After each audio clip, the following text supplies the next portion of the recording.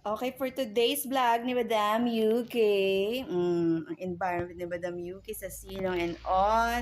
Naglinis si Madam UK mula sa pinagsanib na person ng paglilinis.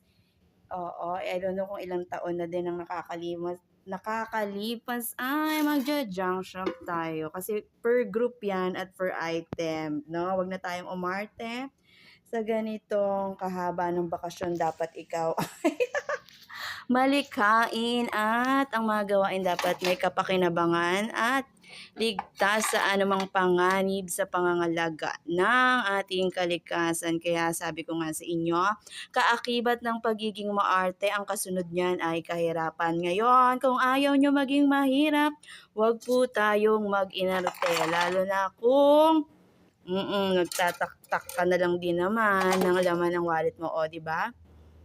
Siyempre, naglinis tayo kaysa sa gumastos sa mga bakasyon in grande. Ako ay naglilinis ng bahay at be sure talaga na ang bakasyon ko for kumikita ang kabuhayan. Laban ng patas, mahirap man pero taas na o tayo sa mga kawatan sa gobyerno. Ito ang Madam Yuki. Ping, ping, ping.